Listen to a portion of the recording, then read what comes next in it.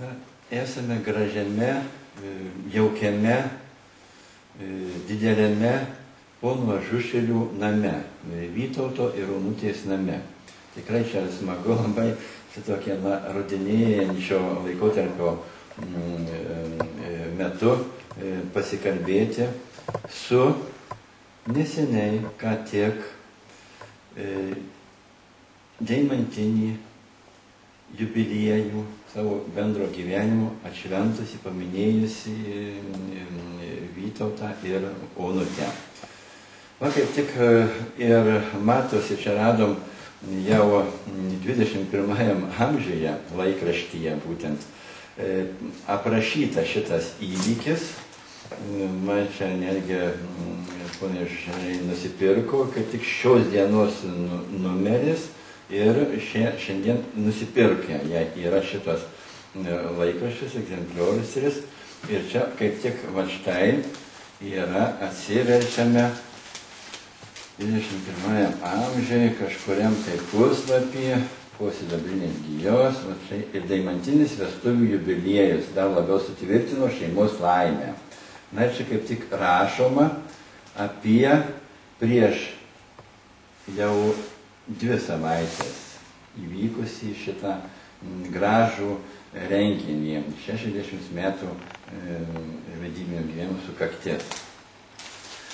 Taigi buvo Vilniuje Santuokų rūmuose ir po to Švento Rapolo bažnyčioje šitas įvykis paminėtas.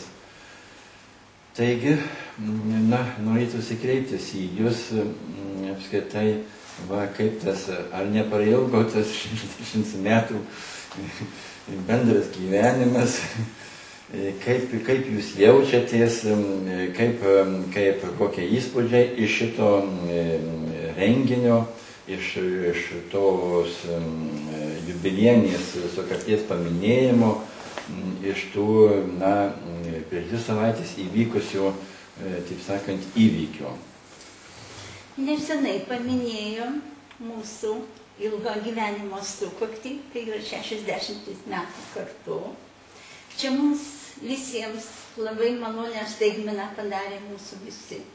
Vaikai, anūkai ir proanūkiai visi prisidėjo prie šitos šventės.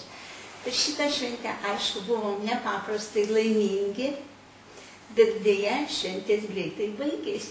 Jau 2 savaitės praėjo, kaip mes jau po švenčių gyvenam vėl tą pačią kasdienybę. Bet pasiruošimas irgi vyko turbūt galbūt 2 savaitės, nes vis dėlto tokie jubiliejų pasitikti irgi reikia tam tikros įtampos, tam tikros energijos, laiko ir panašiai. Ruoštis turbūt pradėjo jau pavasario. Kovo, balandžio mėnesį jau buvo suplanuota viskas, užsakinėta ir jau laukiam tos dienos. O jau paskutiniu momentu atrodė, kad gal jau nebereikia laukti, gal jau būtų praėjusi ir būtų dar geriau. Taigi dabar džiaugiamės visu tuo, kas buvo.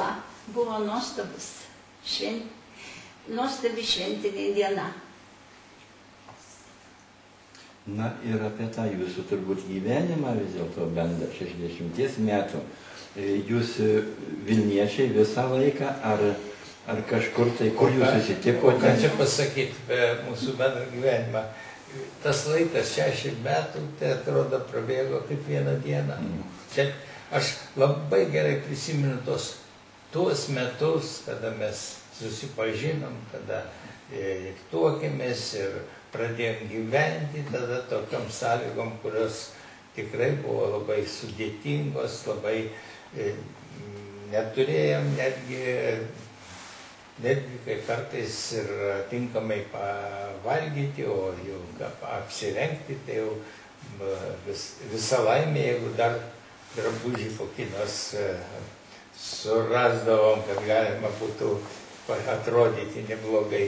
Taip, kad sunki pradžia buvo labai. Tai buvo, atsiprašau, 52 metai. 52 metais. Mes Vilniečiai esam nuo 49 metų vasaros ir aš ir Onutė, nors mes vienas kito nepažinojom iki 50 metų rugsėjo 1, kadangi aš kilęs iš Švenčionių, iš Lenkijos tuo metu okupuota, anksčiau okupuota krašto, Onutė iš Utenos krašto, taip kad nebuvom pažįstami, bet susipažinom, tai institutė. Toks buvo visasąjunginis neakivaizdinis finansinis institutas filialas Vilniuje, kur susitikom pirmą kartą, nes Onutė nepriėmė į dailės institutą, kurį labai troško, kad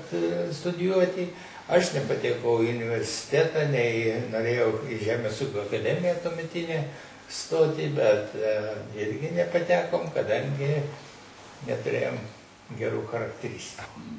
Na, tai prasidėjo mūsų bendravimas ir pamažu, reiškia, 52 sutarėm, kad reikės sujungti mūsų gyvenimą ir taip palaipsniui ėjom į tokią vis geresnį ateitį.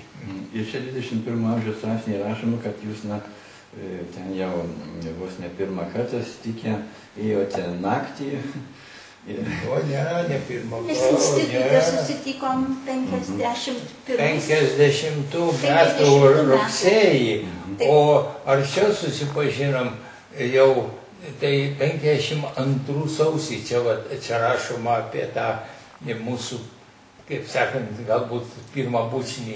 Taip, kad ilgai draugavom, taip kaip ir su visais draugais ir bendravom, bet tai buvo toks iš lėto ėjimas prie to. Bet tada jau nuo to laiko, būtent kaip jūs ten tą vakarą... Nu, tą vakarą, taip po to... Ėjote pėsčiomis... Tai kas vis tiek, mes dar pusę metų buvom tik draugai, susitikdavom, jau dabar artimiau taip visą, bet tai buvo mūsų, reiškia, iki vestų, mes, taip sakant, tokių labai artimų santykių nebuvo. Taip, ilga draugystė. Jo, ilga draugystė, palaipsniui.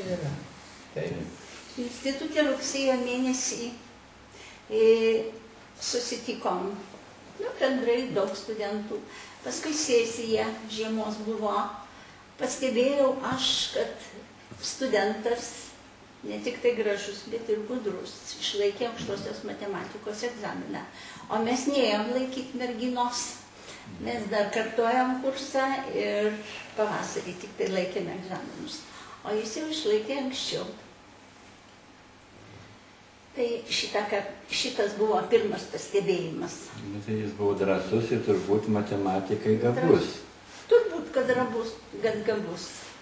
Specialybė tikrai buhalterija tai parodo. Sunku pasakyti, ar aš buvau labai gabus ar ne, nes man buvo sudėtingos sąlygos mokytis, kadangi aš nebaigiau mokslo gimnazijos. Tada gimnazija buvo, nebaigiau dėl priežasčių, karo metais progimnaziją Švenčionių ir baigiau ir neteko daugiau mokytis, nes tėvas pateko dar 40 metais į kalėjimą, likom be tėvo, teko ūkio darbus dirbti ir tik pokalio metais, dabar jau 19 metų, aš šiaip taip ten įsilaikiau egzaminas, įstojau dar vienus metus, palankiau 8 klasę tada gimnazijos ir baigiau, gavau brandos atestatą, tačiau tiesa, man ten matematikos mokytojai tai mane pagyrė už tai, kad aš išlaikiau egzaminus labai gerai matematikos, ten toks Kudaba buvo mokytojas labai įdomi. O šiaip tai, lietuvių kalbos aš taip ir neišmokau, nes ypač literatūrinės kalbos, ypač tų visų rašymai reikalingų dalykų, aš labai nieko nesimokėjau. Aš tiesiog kartais pasakau, kad aš kaip ta Žemaitė pradėjau rašyti iš... Na, gal norėčiau suabejoti, vis dėlto jūsų 25 knygos, apie kurias kalbėsim vėliau, tai turbūt nelabai tą rodo, kad jūs neišmokote lietuvių kalbos. Ne, padėjo redaktoriai, labai padėjo. Tai visada padėjo redaktoriai. Nu, o šiaip tai kągi, man anūkė patiko, mes taip pradėjom bendrauti, aš ir darbo suradau, dirbom kartu, nes ten darbas mūsų buvo vaikų ligoninėje, aš buvau buhalterė, jie kasininkai priėmėmi, taip, na, bet taip, sakau, pamažu, vis tik tai išskyriau iš kitų institutos studenčių ir taip pat iki šiol gyvenam.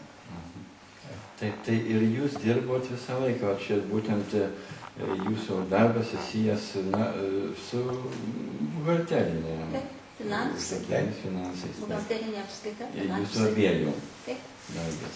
Tai kiek šitas maždaug metų sudarytų? Čia jau daug. Aš gaunu padidintą pensiją, kadangi už darbo stažą priemoka yra. Už žalingas sąlygas. Ne. Už daugelį metų. Vos ne 50 metų išdirbo ir anūkė, ir aš beveik turbūt apie 50 metų. Kol išėjom į pensiją. Kol į pensiją išėjom? Ne, jau paskui jau po pensijos dar dirbom. Iki pensijos tai 40 metų, taip, iki 60 metų. Tai buvo mane. Pertrauka, vaikelius augino. Buvo pertrauka, truputį nedirbo, tai mažiau buvo, bet vis tiek. O buhalterį tai praktiškai onutė dirbo įvairiai, paskui ir ekonomistų, ir taip, lygiai kaip ir aš. Iš pradžių buhalterį, paskui buvau finansininku ir aukštose pareigose, finansų valdybos viršininkų Leninsko taryboje ir panašiai, bet aš paskui su onutės pagalba ėmiausi rašyti disertaciją, kandidatinę iš finansų srities, daktarinę, habilituotą daktarą laipsnį gavau. Kaip finansininkas. Sunku įsivaizduoti buhalterijos srity daktaras. Ekonomikos. Dabar vadinasi socialinių mokslų, dabar pavadino jau. Bet ir man aš paskutiniu metu 17 metų iki pensijos išėjau, tai dirbau Liaudės ūkio tarybos Liaudės ūkio specialistų tobulinimosi institute, apskaitos ir finansų katedros vedėjai. Tai ten gavau profesorius vardą. Na ir žinoma, paskui, kada išėjau į pensiją, turėjau savo verslą dar, maždaug 10 metų, leidau žurnalą Sąskaityba, buvau vyriausiu redaktorium. Na, taip, reiškia, kol jau visiškai atsidaviau kūrybai ir mečiau visus darbus. Taip, o šitas verslas jūsų, kaip jums sekėsi, tarkim, čia jau nepriklausomybės metais, aišku? Prasidėjo tai jis dar sovietiniais metais, kadangi 86 ar kuriais metais įkūriau prie ekonomistų draugijos tokį centrą apskaita, buhalteriams padėti metodologiškai ir praktiškai padėti tą apskaitą tvarkyti. Tai mes jau turėjom bazę tokią, ten tada, žinoma, dar buvo silpna, bet mes jau 88-89 metais tokius kursus vedėm, buhalteriai suvažiuodavo iš visos Lietuvos seminarus vieną kartą per mėnesį, tai žinot, suvažiuodavo labai daug, buvo labai patenkinti, o tai prasidėjo nuo ko? Nuo 87 metų birželį, aš būdamas tada visos Lietuvos buhalterių, kaip pavadinti, asociacijos ar tarybos pirmininku, čia finansų ministras Sikorskis tada mane įtraukė, kai aš gavau daktaro vardą, laipsnį, tai tada įsitraukė ir suorganizavau pirmąjį Lietuvoje buhalterių suvažiavimą. Tai buvo labai įspūdingas renginys, 2 dienas vyko ir nuo to laiko mes su jais pradėjom bendrauti, rengėm seminarus, visą kitą. Tai žinote, mums padėjo ir verslai. Mūsų verslas nieko toliau nesiskyrė. Viską darėm pagal buhalterių poreikiams. Na, taip. Na, tai jūs čia tikrai didelius pasiekimus padarėt, net ir šitos srityje. Matosi, kad galima daug ką nuveikti. Galima, aišku, galima. Žinoma, daug reikėjo pastangų ir visą kitą. Nu, ir čia Onutės dėka, jinai jau man, taip sako, leido visur užsiimti tais visokiais visuomeniniais dalykais ir rašymų disertacijų, jau įdaugiau tvarkėsi namuose prie vaikus augino, anūkus augino. Tai, žinot, čia buvo taip jau. Taip, na ir dabar turbūt galima būtų užklausyti jūs, kaip jūsų šeima, vaikai, anūkai, va čia jūs irgi dabar paminėjot kaip tik. Kiek jūsų vaikučių, kur jie? 2 vaikučiai, 2 dukterys. Dirba, dar neišėjusios į pensiją, laukia pensijos. 3 anūkai, 1 anūkas Taline dirba, o kiti 2 čia dirba. Vilniuje. Taip, Vilniuje. Turim 8 proanūkus. Šeima labai didelė. Gražu tikrai. Visas mūsų turtas dabar. Na taip, vat iš to ir matosi, laikraštyje mes kaip tik atspausdinome, na toks matosi tas jūsų, na, tas pratęsimas tradicijų su šeima, va šito jūsų šeiminio gyvenimo jubiliejaus, toks įprasminimas, va šitą gražią ceremoniją, tuo gražiu paminėjimo ir su dukterimis, ir su anūkais, ir ten proanūkų turbūt buvo mažų vaikų. Ten ir buvo jau proanūkai apspitė ten mūsų nuotrauką.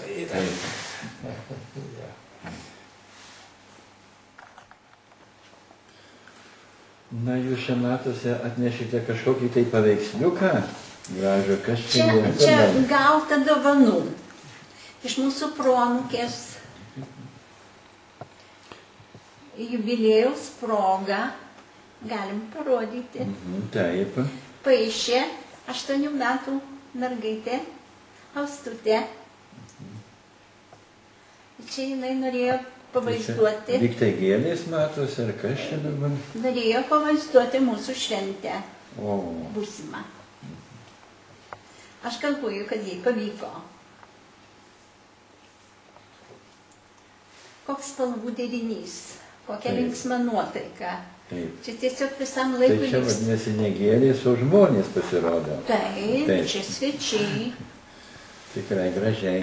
Čia visi svečiai. 8 metų proanūkė ir šitaip ištobulinta fantazija. Fantazija, spalvos, Tai nuotaika. Labai gražu. gera. Bet čia ne pirmas, aišku, piešinys. Aš pirmą kartą gavau tą piešinį ir tiesiog nustebau. Aš pirmą kartą pamačiau. Na tai čia matosi turbūt jau kažkokį tai turi turbūt paveldėjimą, turbūt iš kažkur tai, kad kokios iš prosenelio Vytauto, kuris užsiema kūrybą. Gal greičiau iš Onutės, jinai piešė, jauna būdama ir norėjo į dailės institutą įstoti. Aš norėjau į dailės institutą stoti.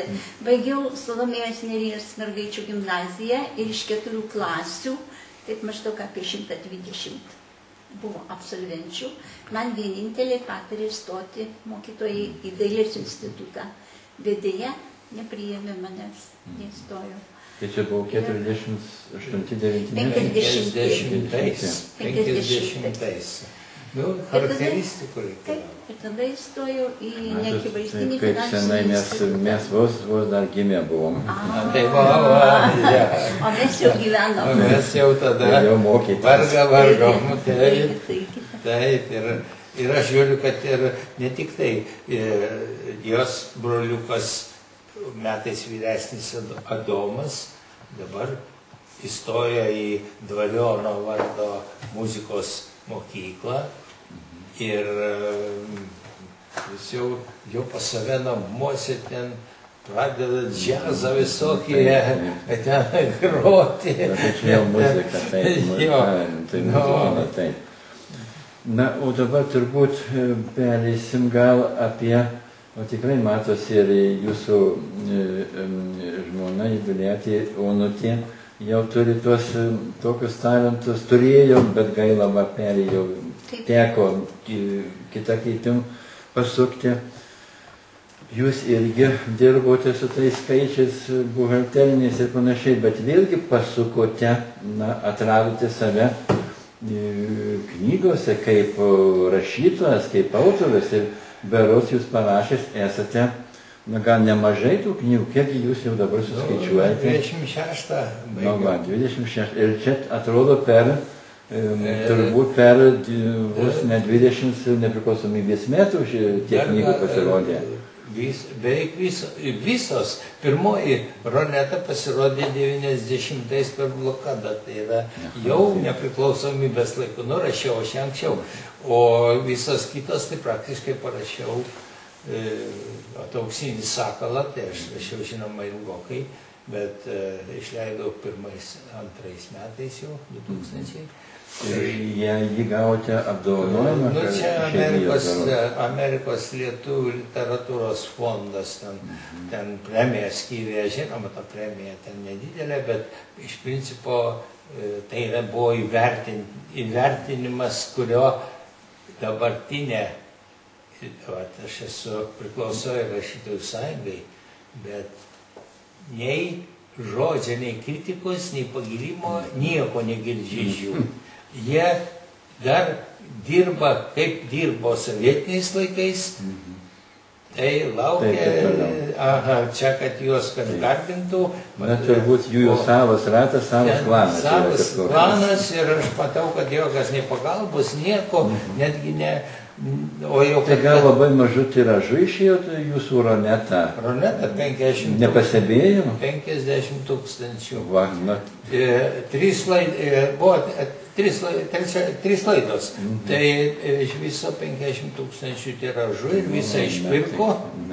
Bibliotekos nupirko tada 2,5 berods tūkstančio, ir žodžiu, paplito į plačiai, skaitytojų puikių atsiliepimų gavau ir visa kita. O Lietuvos rašytojų sąjunga nepastebėjo. O jie šitą nepastebėjo. Auksinį sakalą taip pat išleidau 4 su 5 tūkstančius, dabar jau neatsimenu. Ten 3 tomai. 4 tomai ir dideliu tiražu. Tai tiesa, mes truputį dar turiu atsargoj šiek tiek, bet nedaug. O taip tai, žodžiu, irgi gana plačiai paplito, daug atsiliepimų gerų, visa kita, aš už tai ir toliau pradėjau jau tikrai įsitraukiu į rašymą ir rašau, todėl kad man patinka, kad žmonėm patinka, jie skaito ir aš noriu vis dar ką galiu parašyti. Tai gal kokią leidyklą jūs paremdavo savo lėšomis? Ką jūs? Kreipiausi į rašytojų sąjungos leidyklą, tai man pasakė taip, aš nuėjau su rankraščiu jau, sako, galit palikti, po 3 metų įtrauksim į planą. Na, ačiū Dievui, aš per metus po 2 knygas parašydavau, tai jeigu aš laukčiau 3 metus, kol tą mano pirmąją išleis, tai man susirinks 8 ar 10 knygų, tai kokia iš to nauda, o kad paremtų, Dieve man. Tai šito nebuvo? Nebuvo. Niekas neparėmė. Jeigu ne Amerikos lietuvių literatūros fondas, tai iš viso nieks, nei žodžio apie tai, kad aš turiu tik sakau, pageidavimus, atsiliepimų daug, nes kai Roneta daug kas perskaitė, tai visų pirma galiu pasigirti, kad Pakruojo rajone, atrodo, reiškia, viena šeima jauna perskaitė mano tą knygą ir jiems gimė dukra, tai jie pavadino Roneta. Tai gražu tikrai. Su ją susipažinau knygų mugėj prieš 3 metų Na, aš kviečiau, kai sužinojau, kad tokie yra, atvažiavo, tai šiaip padovanojo savo knygas ir viską. Taip, dabar Auksinis sakalas, tiek daug atsiliepimų gauta ir visi, kada užbaigiau sakalą, jau žinot, ir pavargau rašyti, tai skaitytojai, kurie perskaitė, daug kas kreipėsi, sako, o koks toliau to sakalo likimas, kadangi čia yra sakalas Auksinis, sakalas vardas, Auksinis pavardė. Tai, sako, koks toliau sakalo likimas. Tai aš šiek tiek palaukiau pusmetį ar metus ir sėdau vėl parašiau trilogiją. Buhalteris, finansininkas ir mokslininkas. Čia yra, tada jau sakalas užbaigė daugiau, prie sakalo negrįšiu. O dėl Ronetos, kurie irgi klausė, o kaip toliau sekėsi tiem dviem jaunuoliam, kurie, vyrukų ir merginai, kurie persikėlė į tą išmirusią planetą Ronetą. Tai aš 20 metų vis atsikalbinėjau, kas klausė, sakau, jau nenoriu grįžti. A vis dėlto dabar jame ir parašiau Ronetą 2. Išeis, tikriausiai sausio mėnesį išleisiu knygų mūgiai, kad dar žadu padalyvauti. Tai va tokis, reiškia, man patinka, kad skaitytojams labai patinka knygos. Ir jie domisi mano tais veikėjų likimais, kaip čia toliau, kaip čia kas. Kyla reakcija, žodžiu, jiems įdomu, kad jūs pratęsime tuos likimus jų. Taigi, taip, o ypač Auksinio sakalo, taigi daug kas patys pergyveno tuos dalykus ir viską, ir man visą laiką sako, kodėl pavadinai romanas, o ne istorinis romanas. Na, aš sakau, kokia čia istorija, jeigu aš pats dalyvavau šitą, nors gyvenu, juk negalim vadinti, o šiandien vakar buvo kas, tai istorija, kažkaip dar ne. Taip, čia dabartis yra nūdiena. Bet iš tikrųjų tai galėjo būti ir istorinis romanas, nes ten atitinka kaimo gyvenimas, tikrai parodytas prieškario karo pokario metų, labai akivaizdžiai. Tai jūs, vadinasi, sėmėte į savo kūrybą ir toks šaltinis yra jums būtent tas gyvenimas, ką jūs prisimenate, nors aišku, tai nei autobiografinis, nei biografinis kūrinys, bet vis vien tas, štai, iš to išeina, ką jūs matėte gyvenime. Kiek parašiau? Tai dar kažkiek tai, kažkokios tai be abejo savo fantazijos. Kiek parašiau knygų, tai yra tikras gyvenimas, kurį aš ir pats pergyvenau. Žinoma, pridėta jis taip, kad būtų įdomu skaityti, aišku, daug kas yra ne mano, bet man, aš tiek pergyvenau įvairių niuansų ir pokario metais, ir su partizanais, kad pas mane, aš nors visiems veikėjams pakeičiau vardus, pavardės ir pavadinimus kaimų ten miestelių, o Karijoto pseudonimą, tai yra partizanų vadas krajojančių būrio, aš palikau Karijotas, nes tai autentiška to Karijoto to meto veikla. O kur Karijotas veikė? Jis čia, mano tėviškė Švenčionių rajono Pašuminės kaime, jis dažnai pas mus būdavo, ypač žiemą, kai po naktinio žygio ateidavo poilsį, tai pas mus dieną praleisdavo visi. Buvo būrys nemažas, kartais gal kai kada pasidalindavo, kai kada ateidavo mažiau, kai kada net 25 žmonės ateidavo, tai jie ten sugriūdavo visą dieną, miegodavo, o paskui vėl išeidavo. Tai jis veikė ten tose apylinkėse. Ir kada aš nežinau tik tai vieno, kaip jis žuvo, bet paskui paskaičiau kažkieno tai atsiminimuose, kad jis žuvo kažkur avižų lauke, ar tai aš sugalvojau tik tai, kaip tas vyko. Bet principė tai viskas autentiška. Ten yra daug pasakojimų iš, sakysim, kaimynų.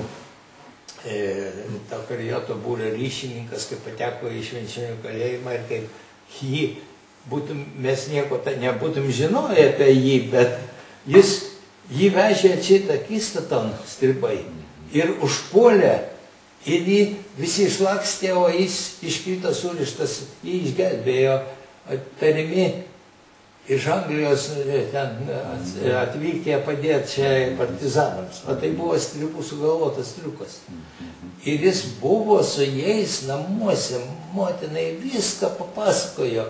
Ir kada jos, aš ne viską prašiau smulkiai, ir kada jos įsivedė į mišką ir nužudė, motina suprato tik iš to, kad vienas nusikeikė rusiškai, svetimi už pakончено.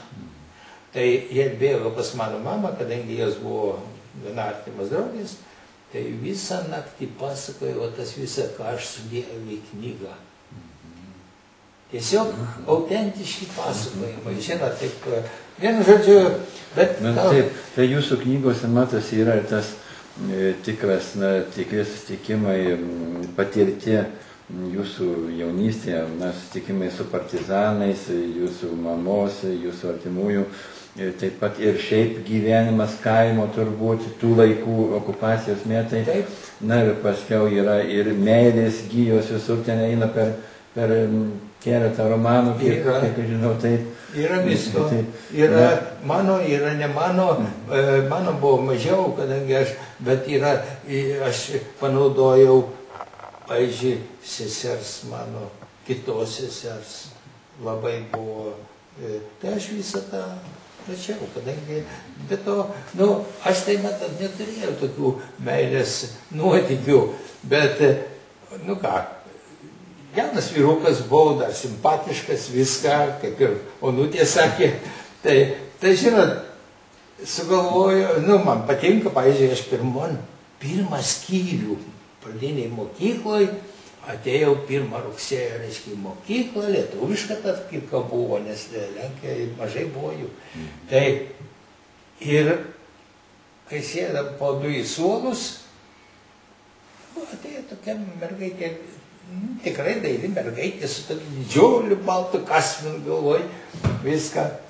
Ir mūsų sodina. Niekas nenorėjo, berniukais, mergaitės su mergaitėm, aš buvau vienas iš berniukų, kad likau be poros, mus pasodina į sodą.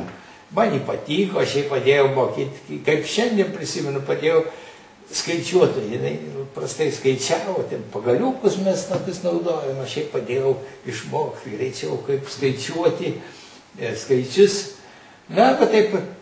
Bet toliau aš jos nemačiau, nežinau, bet aš paskui savo romanę parodžiau kaip partizanų ryšininkė. Ir jis su Sakalu susipažino jau iš naujo ir kaip jis žuvo.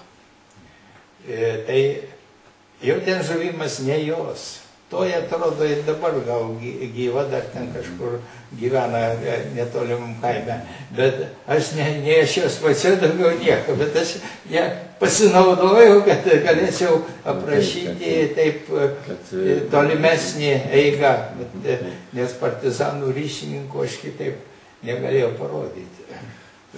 Na ir kiek, aišku, čia darbas didžiulis ir parašyti turbūt per 1 metus vieną knygą, netgi daugiau, sunkiai įveikiama tikrai turbūt.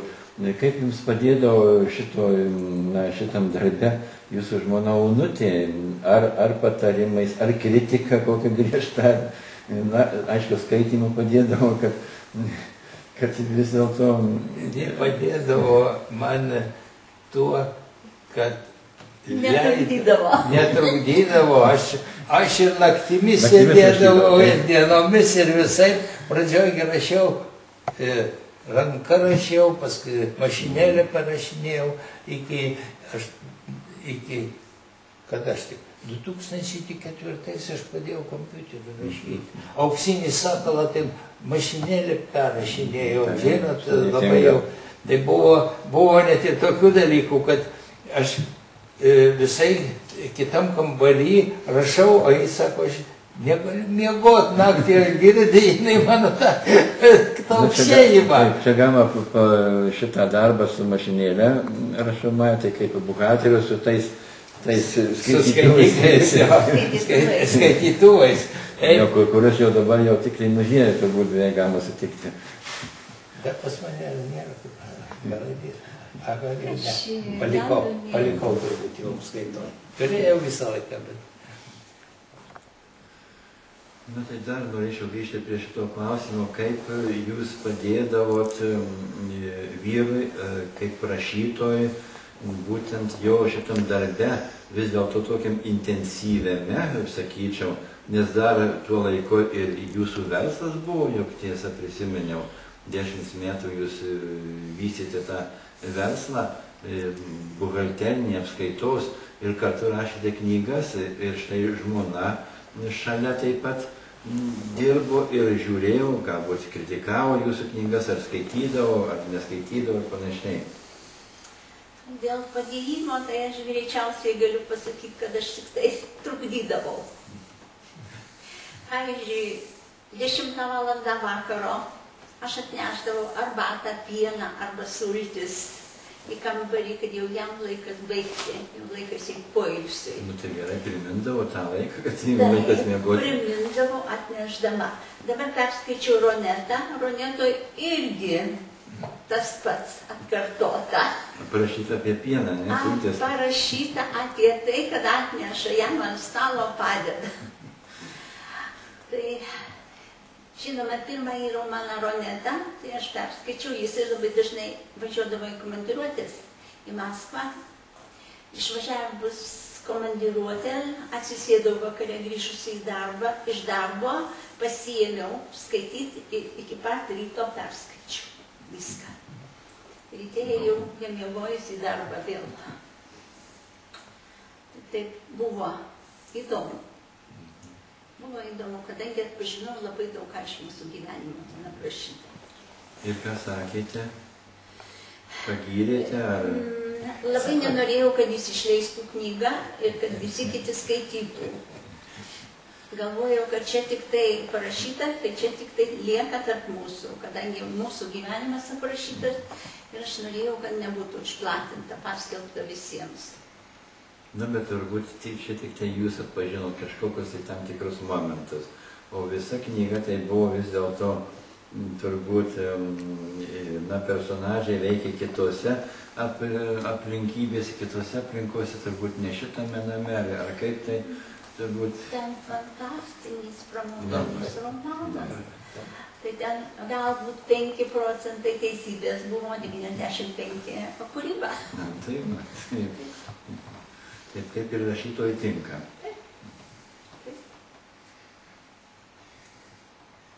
Taip ir kaip jums padėdavo žmona, kaip jūsų požiūrio? Na, matot, sakau, labai daug padėdavo. Bet ten gerai, kad pristabdydavo tą darbą. 10 valandą vakaro jau pasako... Bet kažin, ar aš laikydavausi to. Būdavo taip, kad užsisėdė vakare tai iki 3-4 ryto, o kai kada anksčiau atsigulė, nubundi 1-2 valandą ir iki ryto daugšėdavau su mašinėlė. Taip, kad buvo problemų daug, norėjosi parašyti ypač apie Auksinį sakalą, apie mūsų kaimo, kadangi aš jį parašiau gana greitai. Kodėl? Todėl, kad viskas buvo mano galvoj.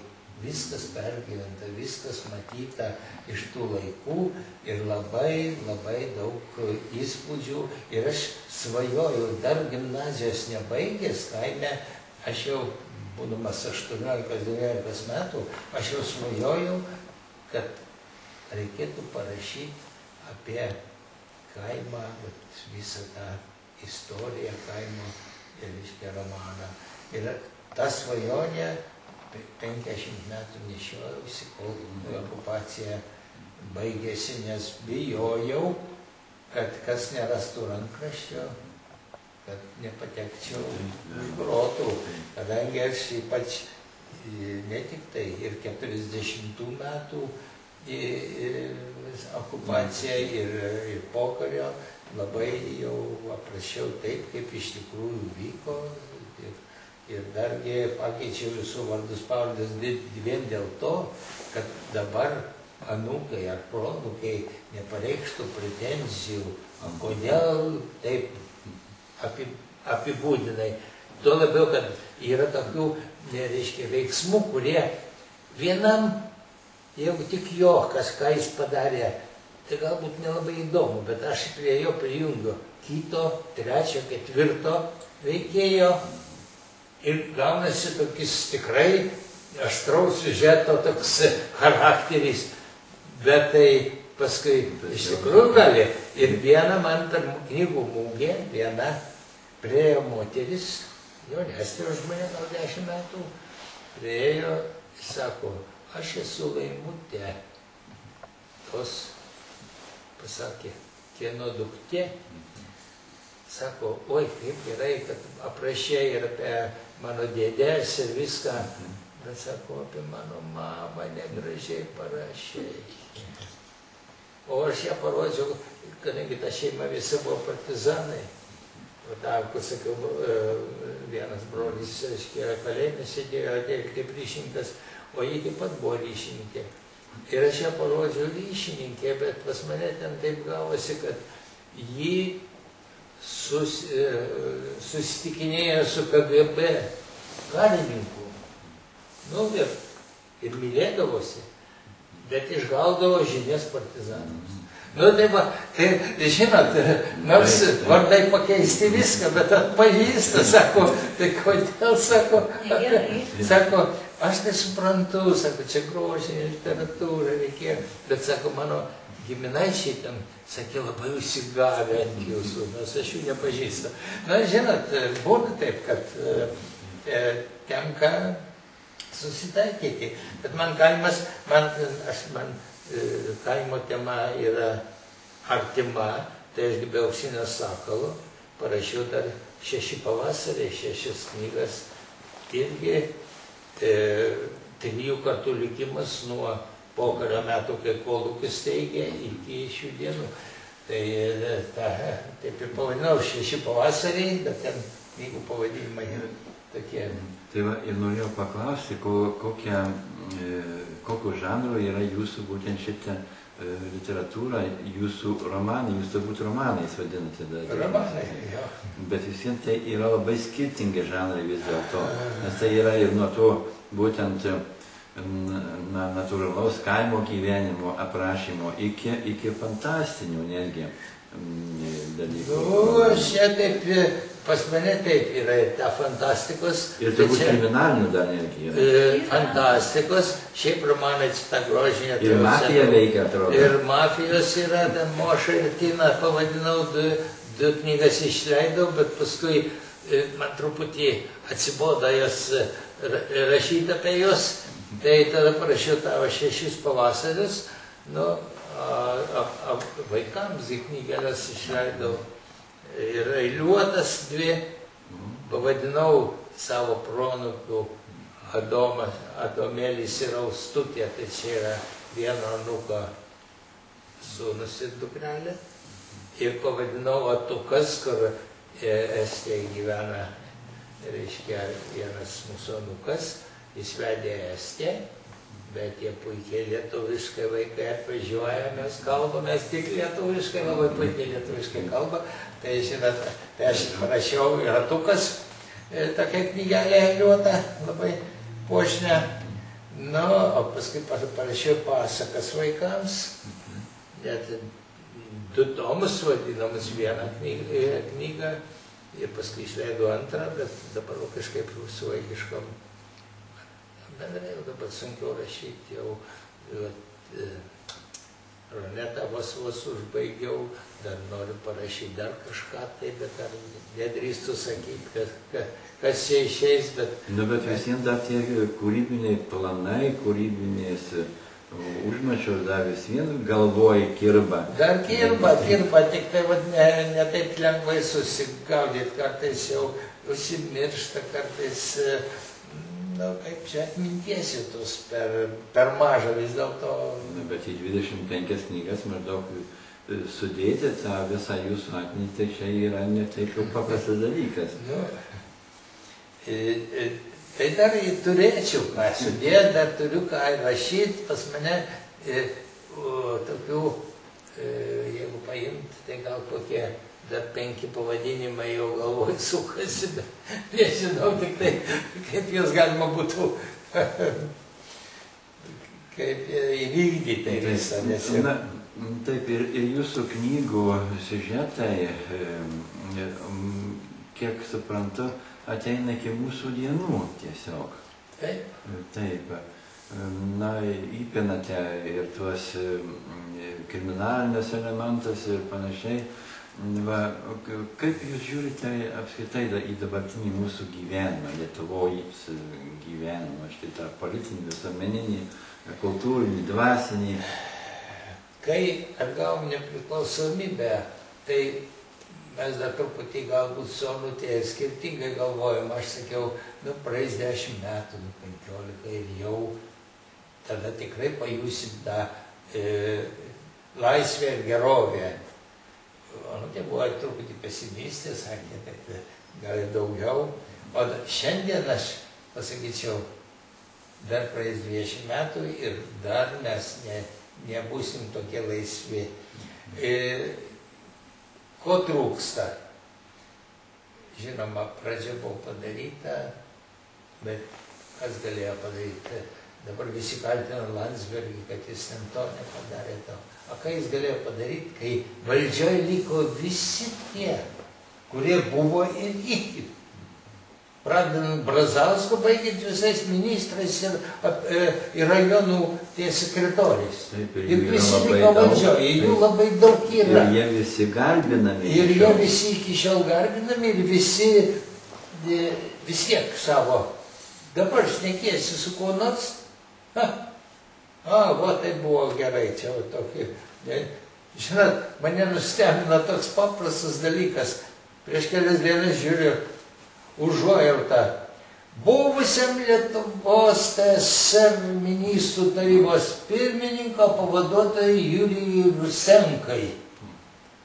Šitaip užrašyta užuojautą. Jis spausdino laikraštys ir tai jeigu jau buvusiam tokiam veikėjai užuojautas reiškia, tai atsiprašau, ką mes dabar turim. Mes nieko nepasiekėm. Gyvenam tarybų Lietuvoje tada. Taip, gyvenam tarybų Lietuvoje. Tai va, šiuo atžvilgiu, sakyčiau, reikia vis dėlto, ką padaryti, net nežinau. Gal man nežinau.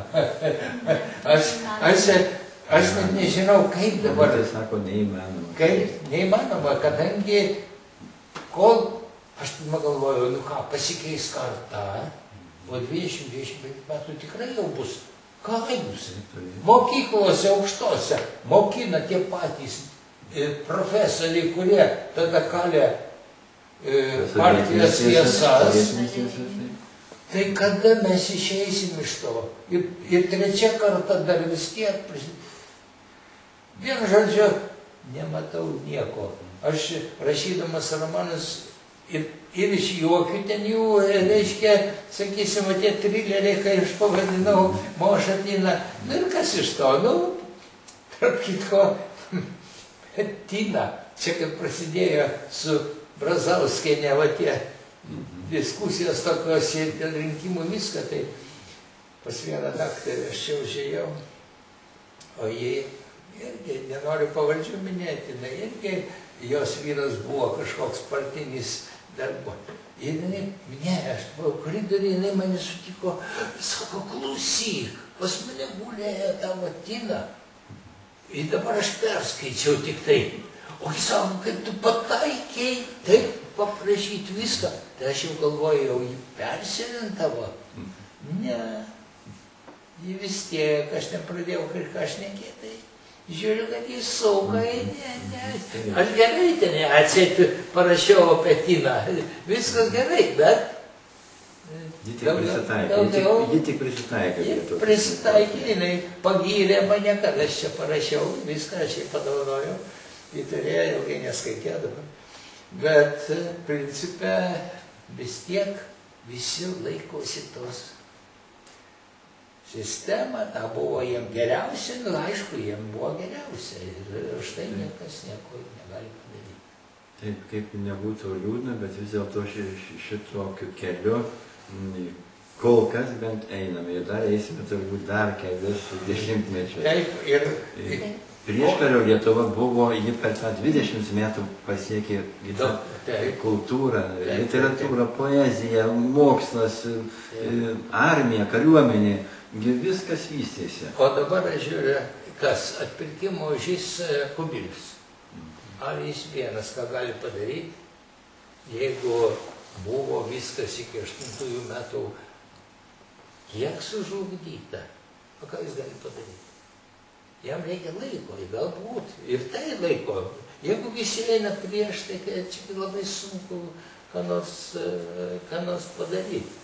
Taip, kad nežinau, aš nematau jokios prošvaistės, kad pasikeistų. Jeigu Kubilius tikrai nori irgi pakeisti vėlgi kažką tai bent kardinaliai, radikaliai, bet galbūt ne visada jis nori arba ne visada gali. Ne visada ir įmanoma, kadangi visi eina prieš. O kita vertus, toks paprastas dalykas, man šitą važinėjau į Antakalnį, tenai aš į polikliniką leidžiu vaistus kiekvieną dieną. Tai įlipu į troleibusą, čia 10 toks vaikšto. Anksčiau jis eidavo iki Žiedo, tą negrįždavo, o dabar eina iki Saulėtekio, kur visi studentai važiuoja. Įlipu čia prie Žalgirio gatvės, pilnas troleibusas jaunimo. Ir visos vietos užimtos. Viena materialė stovi, daugiau nieko. Aš irgi atsistojau ir laukiu. Ar kas nors įlipa vėl moteris ir matos, kad suvargusi jau pagal amžių, kad nors vienas atsistotų ir sakytų, užleisiu jums vietą. Nieko, reiškia, moralės mes nemokinam. O visi nukreipti tik taip, kaip daugiau uždirbti ir kaip pasinaudoti. Kuo daugiau užgriebti. Kuo daugiau užgriebti. Tuo labiau, kai dabar su tom pašalpom iš tikrųjų vyksta, nedarbo pašalpom vyksta tikrai nesuprantamas dalykas. Tiek jau visi iš valstybės gauna, dirbdami neoficialiai. O valstybė nesugeba sukontroliuoti, arba vėlgi nenori galbūt. Tai kad visi tie valdininkai nenori, jie geriau, kai galima ir patiems pasinaudoti. Va, apie šitą futbolo federacijos tą. Šiandien skaitau, kad, reiškia, su tais, kaip jas vadinama, reiškia, mafija buvo jis prižadėjęs jiem, kad ten tokį pastatys ten pavaduotojai, tai kažką, tai ten dar vėl pinigų daug gavo už tai, tai dabar atėjo apdaužę jo dukros namus, langus išmušo ir viską įspėdami, kad jeigu neatiduos pinigų, tai dar bus dar blogesnės pasekmės. Tai gerai, tai jeigu jis buvo futbolo federacijos pirmininku, tai atrodo čia tokia nuošalis rytis, bet tai už kyšius kelt tuos visus iš apačios šešėlininkus, nežinau, pasirodo, ten su daktaro gavo, jie susisieja kai kurie taip. Tai va, tokie pavyzdžiai rodo, kad kur įmasi kažką tai vieną kitą, kas jų vietą nešaugai, kaip slibinai, vietą vienos galvos, 3 galvos iš karto atsiranda. Dar galingesnės galvos. Taip, dar galingesnės, taigi. Tai va, aš nežinau, aš kaip pilietis Lietuvos, padorus lygtai, ir žinoma, labai sergantis už tai, kad būtų Lietuvoje tvarka. Bet nematau. Kaip Pamutė sakė, nėra. Nematyt nei pabaigos. Dabar balsuos ir balsuos už gaus pas jį, ką išrinks, arba ką, kokį paksą nubuksavo, bet jo ten tą tuntas vis tiek, reiškia, jis vis tiek veiks per juos ir taip toliau. Nu, aš nežinau. Tai padėtis labai sunkiai. Labai. Šitą, kad nėra už ką pasirinkti, arba jeigu jau yra kažkoks tai norimas, na, tarkim, tinkamas kandidatai, vienos partijos kažkurios tai, bet visuma gaunasi vėlgi ta pati. O štai tas, na, į tą bendrą maišą, galima sakyti, sukišami visi. Ir ten jau tvarkos negalima padaryti. Na kągi, tokios gal ir kažkiek tai pesimistinės mūsų mintys pabaigoje. Na, bet visi gyvename, kūrėme svarbiausia ir džiaugiamės va šitą jūsų laimę, na ir kiekvieno kito mūsų lietuvio, kaip Lietuvos valstybės piliečio, laimę, gyvenimo ir, na, ką padarys, tos yra blogybės, geriausia, kad jos būtų dingtų kažkaip tai kuo greičiau, bet tęsiasi kol kas, gal tęsiasi ir ilgiau, bet vis vien mes dirbame, svarbiausia, kad nebūtų tos emigracijos, kurie tiesiog naikina jau mūsų tautą, tas labai skaudu yra, bet va štai gyvenimas Lietuvoje, jis vis vien turi gražėti, kažkiek tai gerėti, keistis, nes mes visi to siekiame. Taigi ačiū už šitą jūsų pokalbį, už jūsų kūrybą, už jūsų gražų gyvenimą kartu ir sėkmės jums. Ačiū. Ačiū jums.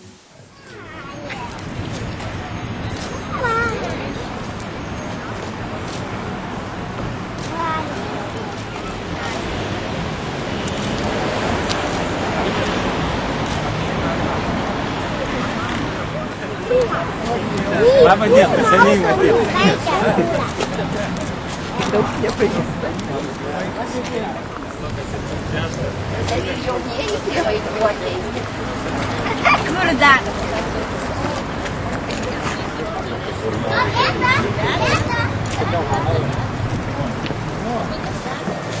Labą dieną. Labai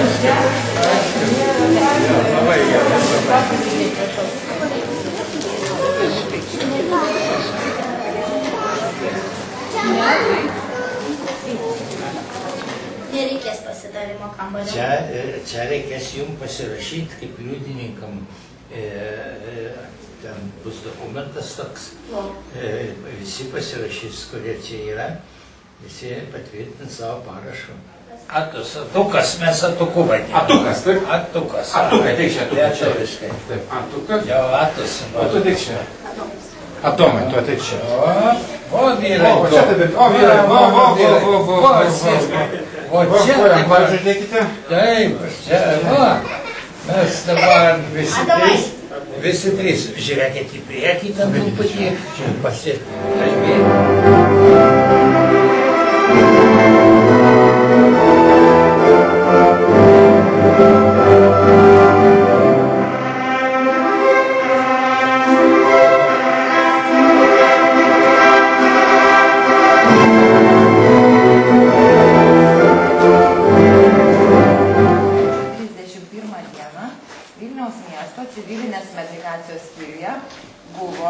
Įregistruota Vytauto Ažušilio ir Onos Ažušilienės santuoka. Šiandien sutuoktiniai Vytautas ir Ona pažymi garbingą deimantinį santuokos jubiliejų. Ta proga Vilniaus miesto civilinės metrikacijos skyriuje sudaromas jubiliejinis garbės aktas. Kvestingos rankos padėjo dorai žmonėmis užaugti jūsų dukroms. Snaidė ir ramuniai, o šiandieną jūsų meilę ir rūpesčio apgaubta vaikaičių Vytauto, Aurimo, Eigirdo, Adomo, Ataus, Austės, Beatos, Agnetės, Andrės ir Jono, vaikystė ir jaunystė. Ir Viktorijos dar.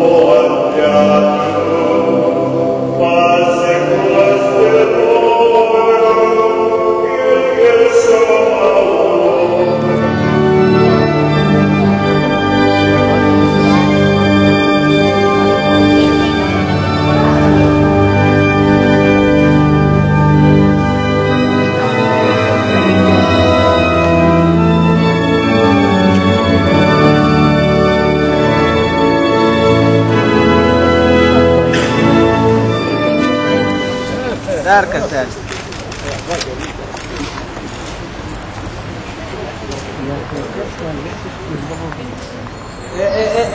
Kolega.